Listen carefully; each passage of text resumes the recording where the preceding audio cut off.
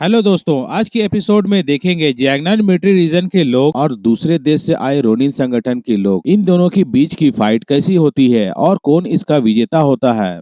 और पिछले एपिसोड में टकला गैंग पूरी तरह से खत्म हो गया था और संजानमिंग भी मारा गया और गोंगली भी मारी गई और चेन लियांगियो भी मारा गया और बैटलफील्ड को क्लीन करने के लिए सारा जिम्मा चुनली को दे दिया गया था। और जोंग अपनी पावर को छुपाने के लिए सभी लोगों से ये कह दिया था कि कोई भी आज की फाइट के बारे में सच नहीं बताएगा। और जोंग के तियानाई सिटी के ठीक बगल में ही एक और कांड हो रहा था। लिनहाई शहर में रोनिन संगठन के लोग आकर कब्जा कर चुके थे। वे लोग वहां के एक शॉपिंग मॉल को अपने कंट्रोल में कर चुके थे। वहां पे शॉपिंग मॉल में बहुत सारे रिसोर्सेज थे, उन सभी को कब्जा कर चुके थे। और ये फेंग युआन ये बता रहा था कि हमने जैगनान मिलिट्री रीजन के बहुत सारे लोगों को मारा है। वे लोग हम लोगों से बदला लेने के लिए आएंगे और वे लोग शायद जल्द ही पहुंचने वाले होंगे। और टीम लीडर, आपका क्या कहना है? अगर हम लोग यहाँ से भागते नहीं है तो हमारी सिचुएशन काफी खराब हो सकती है। और वह टीम लीडर कह रहा था, ये तो अच्छी बात है, वह सही टाइम पे आए हैं। उन लोगों को अपनी ग्रुप्स की पावर को दिखाना होगा, तभी तो वे लोग कोऑपरेट करेंगे और हमारी बातों को अच्छे से मानेंगे। और तभी फेंग युआन कह रहा था, लीडर आप काफी साहसी हैं, क्योंकि आपके पास में मायोमी है और आगे क्या होने वाला है वह आपको बता देती है। लेकिन इतना ज्यादा जोखिम और रिस्क लेना, रस्सी पे चलना काफी बुरा लगता है। तभी वह लीडर कह रहा था, लेकिन मौजूदा स्थिति हमारे लिए काफी फायदेमंद है, इसलिए हम लोगों को ज्यादा चिंता नहीं करना चाहिए। जैगनान मिलिट्री रीजन के लोग हम लोगों पे अटैक करने के लिए अपनी पूरी फोर्स को नहीं भेजेंगे, अपने सबसे पावरफुल लोगों को भी नहीं भेजेंगे। उन सभी की आंतरिक परेशानियां, इंटरनल कॉन्फ्लिक्ट अभी भी खत्म नहीं हुई है। बस उन्हें थोड़ा सा झटका देना है ताकि वे लोग डर जाएं। उसके बाद हम लोगों को बातचीत करने का मौका मिल जाएगा, तभी हमारी डिमांड्स पूरी हो सकती हैं, तब तक वे लोग नहीं डरेंगे। और तभी फेंग युआन कह रहा था, मायोमी आज की भविष्यवाणी क्या है, आप क्या बता सकते हैं? लेकिन वह मायोमी इस चीज के लिए एग्री नहीं थी। वह अभी तक भविष्यवाणी करने के लिए एग्री नहीं हो रही थी और जब वह भविष्यवाणी करती है तब वह काफी थक जाती है, इसलिए वह स्टिल खड़ी थी। और तभी वह लीडर जिंगुजी वह भी आकर कहता है, मायोमी आप अपने काम को शुरू करें और बताएं आज क्या होने वाला है। और मायोमी उस लीडर की बात मान लेती है और वह जो कुछ खा रही थी उसे वहाँ पे रख देती है और वह भविष्यवाणी करने के लिए सबसे पहले अपने हाथों से ग्लव्स को हटाती है और वह भविष्यवाणी प्रेडिक्शन करने के लिए अपने ब्लड का इस्तेमाल करती है। और वह प्रेडिक्शन करने के लिए उसके पास एक स्क्रॉल था, जो कि वह स्क्रॉल अपने सर से निकालती है। और वह बताया नहीं गया कि वह जो स्क्रॉल अपने सर से निकाल रही है उसके पास में कोई स्पेस स्टोरेज है या कुछ और है। और इस दृश्य ने सभी को चौंका दिया और एक शख्स कह रहा था, आ गया, मुझे इस मायोमी का फ्यूचर टेलिंग, फ्यूचर के बारे में बताना मुझे काफी अच्छा लगता है। और मायोमी भी भविष्य बताने के लिए वह तैयार होती है। वह अपने स्क्रॉल को निकालती है और जमीन पे फैला दिया।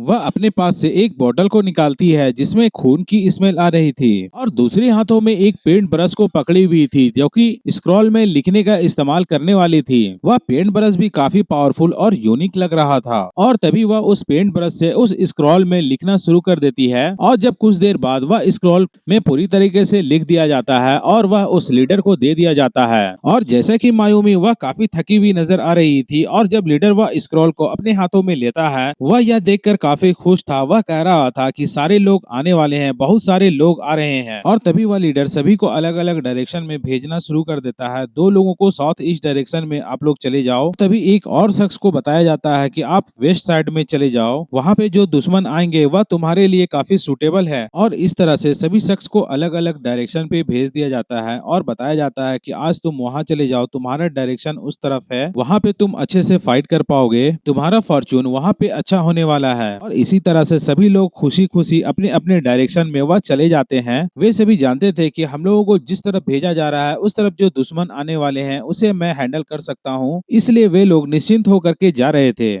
और दूसरी तरफ एक और नौजवान लड़का जो कि कम उम्र का था, वह सूप बना रहा था। वह बेफिक्र होकर के वहाँ पे कुकिंग कर रहा था और लीडर उसके पास में जाता है, उस सूप को टेस्ट करता है और कह रहा था, ये काफी अच्छा टेस्ट है, फिर से एक अच्छा मील हो सकता है। और उसके चेहरे के रिएक्शन ये बता रहे थे कि वह इस मील के बारे में नहीं बात कर रहा है, वह आने वाले लोगों के बारे में सोचकर बात कर रहा है। और लिनाई शहर के साउथ ईस्ट डायरेक्शन में वहाँ पे कुछ लोग थे जो कि ग्रुप के साथ आ रहे थे और ये सभी जैगनर मिलिट्री रीजन के लोगों के द्वारा भेजा गया है और ये शख्स दूर देखकर बता रहा था क्या कोई शख्स है जो कि इस ओर आ रहा है और इस शख्स के बारे में बताया जाता है यह लीडर है किसी ग्रुप का और इसका नाम पिंग है और यह पिंग अपने लोगों से कह रहा था बैटल के लिए तैयार हो जाओ, हो सकता है आसपास कोई अचानक हमला कर दे, एम्बुश करने के लिए तैयार हो और जो शख्स आ रहा है उसे पहले ऑब्जर्व करना, उसके बाद हम लोग कार्रवाई करेंगे। लेकिन जो शख्स आ रहा था वह तो कार्रवाई करने के लिए तैयार था। वह आते के साथ में वह अपने हाथों में इलेक्ट्रोमैग्नेटिक कैनन को तैयार कर रहा था।